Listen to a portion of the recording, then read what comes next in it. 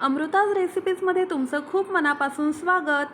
तुम्हाला सगळ्यांना श्रीकृष्ण जन्माष्टमीच्या खूप खूप शुभेच्छा।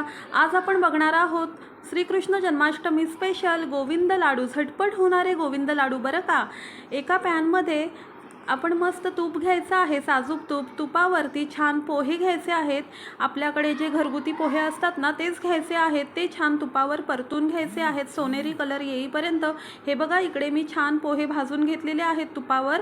आता त्याच पॅनमध्ये परत 1 चमचा तूप घालायचं आहे। त्याच्यामध्ये ड्रायफ्रूट्स, तुम्हाला जे आवडत असतील ते ड्रायफ्रूट्स, शेंगदाणे असं सगळं भाजून घ्यायचं आहे, परतून घ्यायचं आहे तुपावरती। खोबरं परतून घ्यायचं आहे, सुकं खोबरं छान त्याची पावडर बनवून घ्यायची आहे तयार केलेल्या मिश्रणाचे। हे बघा आपण इकडे मस्त सगळं वाटून घेतलेलं आहे, मिक्सरमधून भरडच वाटायचं आहे।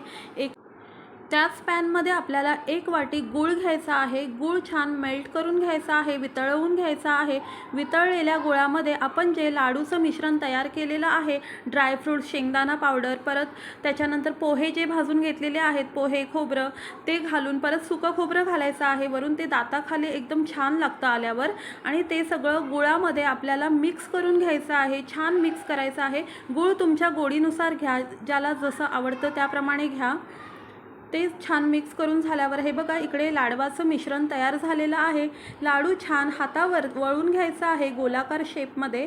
हे बघा मस्त लाडू इकडे छान असा वळून घेतलेला आहे मी। हे बघा किती सुंदर लाडू आणि एकदम झटपट होणारी रेसिपी आहे ही।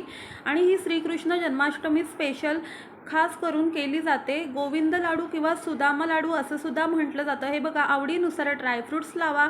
इकडे तुमचे श्रीकृष्ण जन्माष्टमी स्पेशल गोविंद लाडू तयार आहेत। Like, share, subscribe